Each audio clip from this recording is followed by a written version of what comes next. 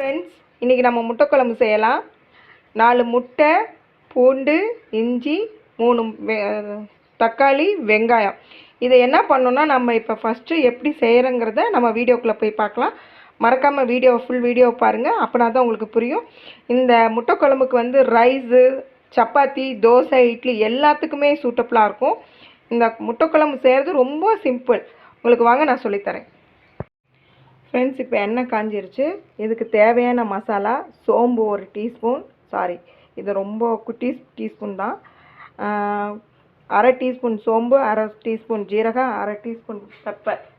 இதை போட்டு நம்ம ஃபஸ்ட்டு எண்ணெய் சூடாக இருக்குது, அதில் இது பண்ணிடலாம்.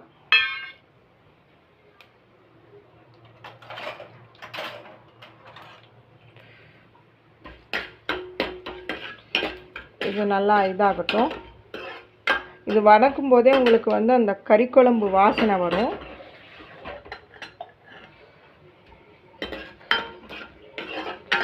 ஜாஸ்தி நம்ம மசாலா யூஸ் பண்ண வேணாம், வீட்டில் இருக்கிற மசாலா யூஸ் பண்ணாலே போதும்.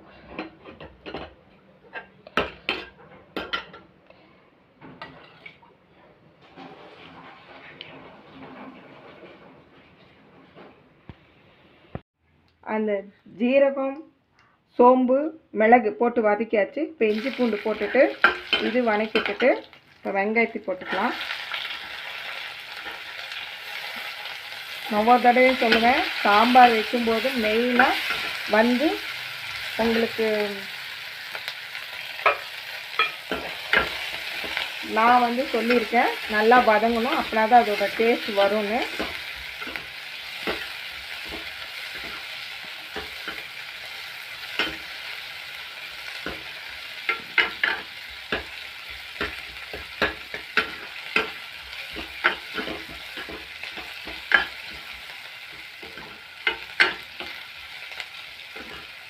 நான் செய்கிறது இப்போ வெறும் 4 முட்டை போட்டு காலையில் தோசைக்கு நான் இது செய்கிறேன்.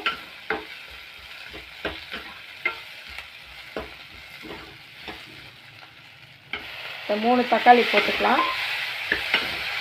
நான் பொய்யெல்லாம் சொல்ல, இந்த மாதிரி நீங்கள் செஞ்சு பார்த்துட்டு, இது ரொம்பவே நல்லா இருக்கும் இந்த குழம்பு. இது நல்லா வதங்கிறதுக்கு நம்ம கொஞ்சம் சால்ட்டு சேர்த்துக்கலாம்.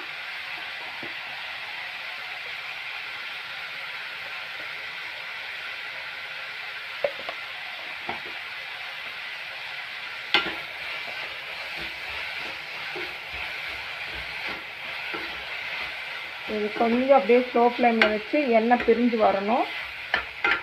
நான் பல தடவை சொல்லியிருப்பேன், எந்த குழம்பு வச்சிங்கனாலுமே தக்காளி அந்த ஆயில் பிரிஞ்சு வர அளவுக்கு நல்லா வதக்கிட்டு வச்சிங்கன்னா அது ஒரு டேஸ்ட்டே உங்களுக்கு வேறு மாதிரி இருக்கும். என் ஃப்ரெண்ட்ஸ்லாம் சொல்லுவாங்க, நான் வைக்கிறேன் இந்த மாதிரி இல்லை. அவங்க கமெண்ட்ஸ்லாம் எதுவும் கேட்கல, எங்கிட்ட நேராகவே கேட்டிருக்குறாங்க. ஏன்னா நாங்கள் வைக்கிறோம், நீங்கள் சொன்ன மாதிரி தான் வைக்கிறோம், எங்களுக்கு சாம்பார் நல்லா வரல அப்படிங்கிறாங்க. சின்ன சின்ன தப்பு செய்கிறதுனால அந்த குழம்பு டேஸ்ட் மாறிடும். இப்போ இந்த நான் உங்களுக்கு காட்டுறேன், இது எப்படி எண்ணெய் பிரிஞ்சு எப்படி வருது. நல்லா ஸ்லோவில் வச்சு இது வதக்கி அதுக்கப்புறம் தான் நம்ம இதுக்கு தேவையான மசாலா பொடிகளை சேர்க்கணும். இப்போ நம்ம இதை வச்சுட்டு மூடிடலாம், ஸ்லோவில் வச்சு மூடிடலாம். என்னென்ன வச்சுருக்கேங்கிறது மசாலா சொல்லிடுறேன். கொஞ்சம் மஞ்சத்தூள், ரெட் சில்லி, எக் மசாலான்னு இருக்கும், அது நான் சக்தி மசாலா தான் யூஸ் பண்ணுவேன். கொஞ்சம் கொத்தமல்லி தூள். இது நீங்கள் எவ்வளோ சாம்பாருக்கு எவ்வளோ வேணும், இது இப்போ நான் வைக்கிற சாம்பாருக்கு இது ஓகே. இது நான் நல்லா இப்போ எண்ணெய் பிரிஞ்சு வந்த பின்னாடி இதை நான் போட்டு நான் உங்களுக்கு கிளறிட்டு நான் உங்களுக்கு காட்டுறேன். நான் ஒரே கையில் வீடியோ எடுக்கிறதுனால உங்களுக்கு அது தெரியுதா என்னன்னு எனக்கு தெரில. மறுபடியும் சொல்கிறேன், கேட்டுக்குங்க. மஞ்சத்தூள், மிளகாய்த்தூள், எக் மசால் தூள்னு ஒன்று இருக்கும், சக்தி மசாலா, அப்புறம் வர கொத்தமல்லி தூள். இது மட்டும்தான், நம்ம வேறு எதுவும் சேர்த்த போகிறதில்ல. வாங்க எப்படி பண்ணுறதுங்கிறது நான் சொல்கிறேன். இது நல்லா பார்த்துக்குங்க, இந்த கண்டிஷனில் இருக்கணும். இப்போ இதை கொஞ்சம் இந்த மாதிரி தள்ளி விட்டுட்டு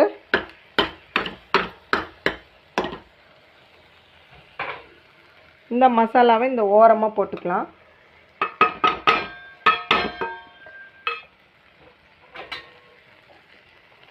மசாலா ஓரமாக போட்டுக்கிட்டோம். இப்போ இதை வந்து அப்படியே நம்ம லைட்டாக இது மாதிரி பண்ணி விட்டுட்டு அப்புறம் அதோடையே சேர்ந்து செய்யலாம். நான் உப்பு மிளகாத்தூள் எல்லாமே சேர்த்திக்கிறதுனால இது வந்து நம்ம அரைச்சிட்டு அப்படியே கடுகு உளுத்தம் பருப்பு போட்டு தாளிச்சிட்டு நம்ம இதை அரைச்சி ஊற்றினோம்னா சிம்பிளாக இருக்கும். நான் சொல்கிறேன் உங்களுக்கு எப்படின்னு. சிம்பிளுங்கிறேன், ஆனால் ஈஸியாக சீக்கிரம் செஞ்சிடலாம். நான் வீடியோ எடுக்கிறதுனால இந்நேரம்லாம் நான் வச்சு முடிச்சிடுவேன். இந்த வீடியோனால தான் எனக்கு கொஞ்சம் லேட் ஆகுது. மிச்சப்படி இந்த குழம்பு ரொம்பவே நல்லாயிருக்கும். இப்போ இது கொஞ்சம் 2 நிமிஷம் அப்படியே ஆஃப் பண்ணி விட்டுறலாம். ஆஃப் பண்ணிவிட்டு இது கொஞ்சம் நேரம் ஆறட்டும். அதுக்குள்ளே நம்ம என்ன பண்ணோன்னா கொஞ்சோண்டு, ரொம்ப தேங்காய் தேவையில்ல, கொஞ்சோண்டு தேங்காய் அரைச்சி ஊற்றி வைக்கணும். அதுக்கு ஃபஸ்ட்டு நம்ம இதை அரைச்சி ஊற்றின பின்னாடி தான் தேங்காய் அரைச்சி ஊற்ற முடியும். இதோடையே போட்டு தேங்காய் அரைச்சி ஊற்றினீங்கன்னா அவ்வளோக்கு நல்லா இருக்காது. தனியாக நீங்கள் தேங்காய் அரைச்சி ஊற்றி வைங்க. இப்போ இது நல்லா வதங்கிடுச்சுங்களா? இதை நம்ம அப்படியே ஆற வச்சு நம்ம மிக்சியில் போட்டு அரைக்கலாம்.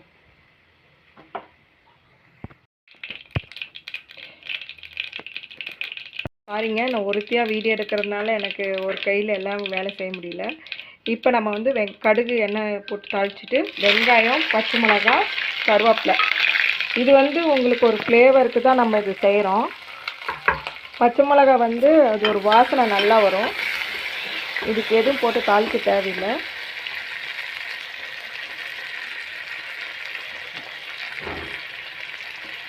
ஏன்னா நான் ஒரே கையில் செஞ்சுட்ருக்கனால எனக்கு வீடியோ எடுக்கிறதுக்கு கொஞ்சம் கஷ்டமாக இருக்குது. இப்போ இது நல்லா வதங்கிருச்சு.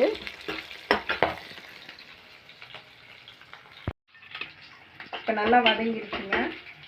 இப்போ நம்ம அரைச்சி வச்சுருந்த இதை ஊற்றிடலாம்.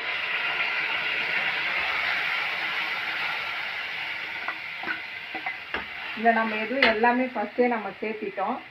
இனிமேட்டு நம்ம எதுவும் சேர்த்த போகிறதில்ல. தேங்காய் மட்டும் இது நல்லா கொதித்து வந்த பின்னாடி தேங்காய் அரைச்சி ஊற்ற போகிறோம். அரைச்சி ஊற்றிட்டு நம்ம அப்படியே ஸ்ட்ரைட்டாக முட்டையை உடச்சி ஊற்றிடலாம்.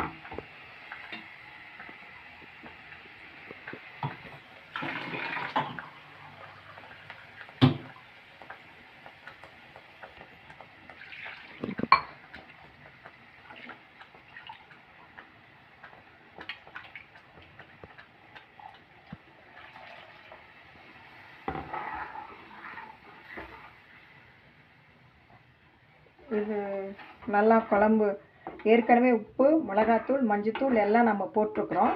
இது லைட்டாக அப்படியே கொதிக்கட்டும். அதுக்குள்ளே நம்ம இதை லைட்டாக மூடி வச்சுட்டு, இது ஸ்லோவில் இருக்குது, இதை அப்படியே விட்டுட்டு கொஞ்சம் நேரம் அதுக்குள்ளே நம்ம தேங்காய் அரைச்சிக்கலாம். தேங்காய் பார்த்திங்கன்னா ஒரு கைப்பிடி அளவு வந்து இந்த அளவுக்கு இருந்தால் உங்களுக்கு போதும். இதை நம்ம அரைச்சிட்டு வெறும் தேங்காய் மட்டும் போட்டால் போதும். வேறு எதுவும் நம்ம சேர்த்த போகிறதில்ல. இதை நம்ம அரைக்கலாம். குழம்பு ஓப்பன் பண்ணுறோம். அது பாட்டு கொதிச்சிட்ருக்கு. இந்த டைமில் நம்ம என்ன பண்ணோம்னா, இது கெட்டியாகிடுச்சு. இந்த டைமில் நம்ம தேங்காய் அரைச்சி ஊற்றலாம். வேணுங்கிற அளவுக்கு தண்ணி ஊற்றி, கொஞ்சம் தண்ணி மாதிரி இருக்கணும். ஏன்னா முட்டை உடச்சி ஊற்றினோன்னே உங்களுக்கு வந்து இன்னும் குழம்பு கெட்டியாகும். அதனால் நம்ம தண்ணி சேர்த்துக்கலாம்.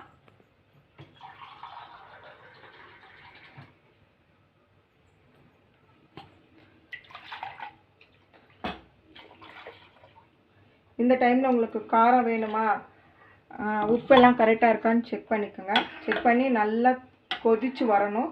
கொதிக்கிறப்ப நான் உங்களுக்கு காட்டுறேன் எந்த மாதிரி கொதித்து வரணும்னு.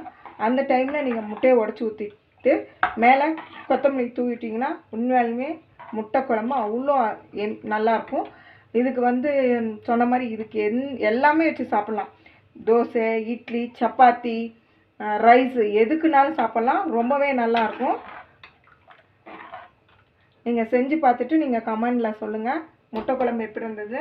ஆனால் நான் யூஸ் பண்ணுறது சக்தி மசாலா மட்டும்தான் நான் யூஸ் பண்ணிகிட்ருக்கேன். எம்டிஆர், ஆச்சி இதெல்லாம் யூஸ் பண்ணிங்கன்னா எனக்கு குழம்பு எப்படி இருக்குன்னு எனக்கு தெரியல. எனக்கு பிடிக்கல. உங்களுக்கு நீங்கள் சக்தி மசாலாவே யூஸ் பண்ணுங்கள். குழம்பு ரொம்பவே ரொம்ப வாசனையாகவும் இருக்கும், ரொம்பவும் டேஸ்ட்டாகவும் இருக்கும். குழம்பு வைக்கிறப்ப பார்க்கலாம். இப்போ நம்ம மூடி வச்சு இதை நல்லா தளன்னு கொதிக்கட்டும். அப்புறம் நம்ம முட்டையை உடச்சி ஊற்றிக்கலாம். இப்போ தளன்னு முட்டை குழம்பு கொதிக்குதுங்க. இப்போ நம்ம முட்டையை உடச்சி ஊற்றலாம். ஸ்லோவில் பண்ணிவிட்டு கொஞ்சம் ஸ்லோவாக வச்சுட்டு நீங்கள் முட்டையை உடச்சி ஊற்றுங்க.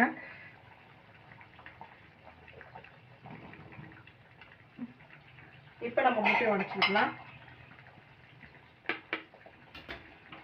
இப்போ ஸ்லோவாக வச்சுட்டு முட்டையை உடச்சி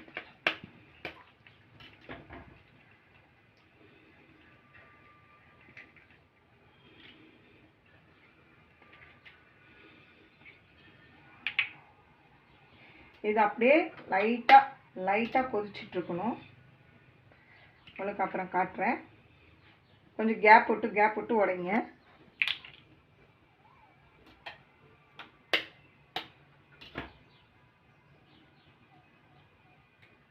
வீடியோ எடுக்கிறதுனாலக்கு இது எனக்கு பயத்தினால இப்படி முட்டை உடையுதான்னு தெரில. ஆனால் வீடியோ எடுக்கிறதுக்கு கொஞ்சம் பொருளெல்லாம் வாங்கணும்.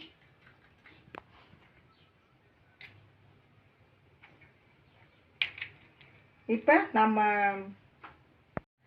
நம்ம முட்டையை உடச்சி ஊற்றி அது ஸ்லோவில் கொதிக்குது. இதை நம்ம என்ன பண்ணணும்னா இப்போ இதை அப்படியே மூடி வச்சிடலாம். அது கொதித்து அது வெந்து உங்களுக்கு நான் காட்டுறேன்.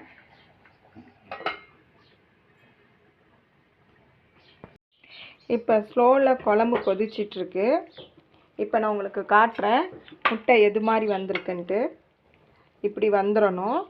கரண்டியில் உடச்சி ஊற்றுவாங்க. பட் எனக்கு கரண்டியில் ஊற்ற வராது.